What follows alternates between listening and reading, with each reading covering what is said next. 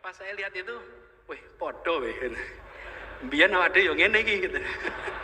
Masih bis. Jadi buat teman-teman yang masih kuliah, usul saya teman-teman, aktiflah, betul-betul aktif. Jadi kalau kami dulu ketika kuliah itu ada jenis mahasiswa diktator.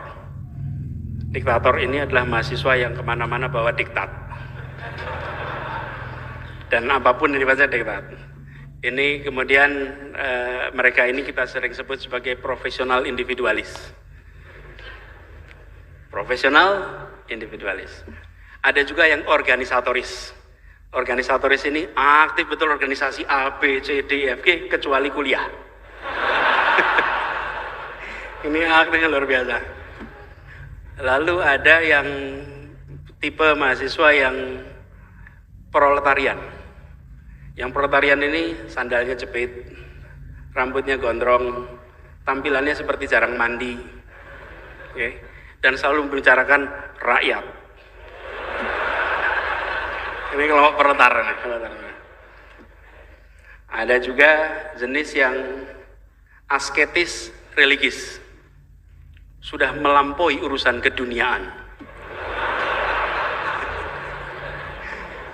Lihatnya udah ukhrawi semuanya ini urusannya. Itu kalau laki-laki terlihat dari apakah mata kakinya terlihat apa tidak gitu kira-kira. Ini asketis religis nih, asketis religis. Ada juga, sebentar saya ingat-ingat lagi nih. Ada juga humanis, sosialis, individualis. Ini menikmati mendatangi semua seminar diskusi, duduk depan pencatat, bertanya, kemanapun selalu bertanya memikirkan rakyat, tapi sebatas ruang diskusi saja, nggak ada actionnya. Dan kalau sudah bisa mendiskusikan semuanya itu, maka merasa sepertinya masalah sudah selesai. Dan teman-teman semua para mahasiswa, kita yang saya juga sama, kita semua mahasiswa senang baca buku. Di kos-kosan, di kamar biasanya berderet buku. Sebagian untuk dibaca, sebagian untuk pemandangan. Sebagai mahasiswa intelektual dong gitu. Dan kadang-kadang yang masih puber intelektual itu, kayak kita ketika masa itu, bacanya yang rumit-rumit. Makin sulit bacaannya, makin puas di hadapan teman kos. Oh, ini top betul. Wacananmu apa tuh? Aku ora paham, ora ngerti loh. Aku ya jane ora ngerti gitu.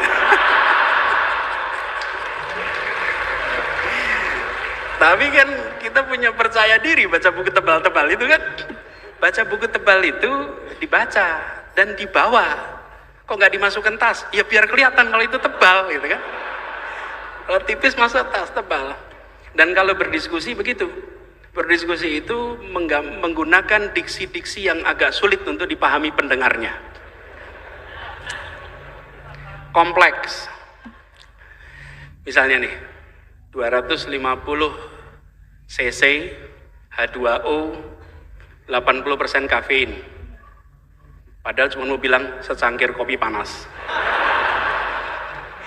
Tapi menggunakan diksinya suhunya 80 derajat. Nah itulah masa mahasiswa gitu. Tapi teman-teman, periode pelatihan itu, kalau saya reflektif sedikit, kebetulan pulang ke pesantrennya dulu namanya Gajah Mada ini.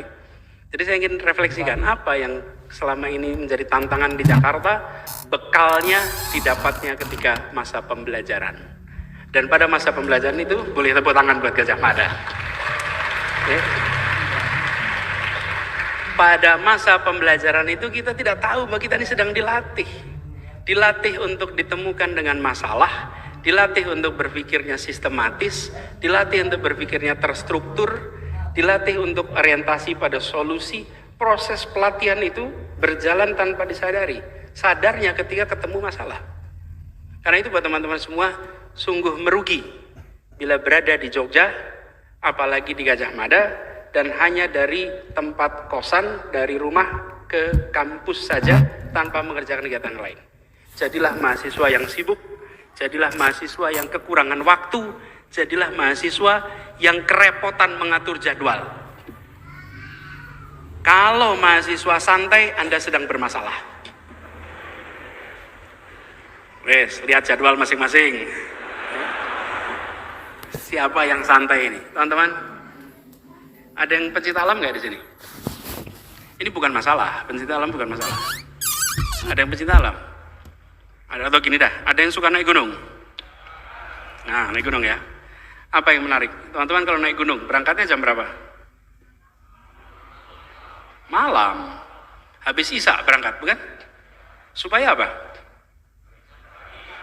Sampainya pas menjelang subuh, betul ya? Lalu lihat matahari terbit. Dulu kita sering ke Kaliurang, Bebeng, tempatnya waktu itu masih ke rumahnya Mbah Marijan. Ya, rumah Mbah Marijan itu posnya, habis itu kita naik ke atas sampai ke Merapi. Selalu naiknya malam. Jam 8, jam 9 naik ke atas. Sampai ke puncak, lihat matahari terbit, lalu turun. Refleksi saja, apa sih yang terjadi kalau mendaki gunung itu? Ketika kita mendaki gunung dalam kegelapan, kita belum tentu tahu rute. Tapi yang pasti, kalau jalannya itu datar, maka kita tidak sedang kemana-mana. Okay? Kalau jalannya itu menurun, kita lebih tidak kemana-mana. Jalan datar itu nyaman, jalan menurun itu lebih nyaman. Tapi kalau jalan kita mendaki, kita tahu bahwa ini pasti menuju ke puncak. Dan mendaki itu pasti berat, mendaki itu pasti penuh tantangan. Tapi mendaki itulah yang mengantarkan kita ke puncak-puncak baru yang bisa kita raih. Nah, jadi kalau lagi kuliah dan jalannya datar, okay, dan kalau lagi kuliah jalannya menurun, apa artinya? Sedang tidak kemana-mana. Insya Allah yang memilih hadir ke tempat ini adalah orang-orang yang selalu siap memilih jalan yang mendaki. Loh, Anda kan bisa aja di rumah nonton santai, bukan? Anda memilih datang. Sama, saya waktu itu kalau biasanya dulu dialog Ramadan itu harinya Minggu, betul ya, zaman asar hari Minggu. Hari Minggu kita datang, duduk di paling depan. Waktu itu tidak punya mikrofon dan alat-alat ini, nyatet. Kepuasannya adalah ketika berbicara, mendengar langsung dari pembicara-pembicara yang datang dari Jakarta.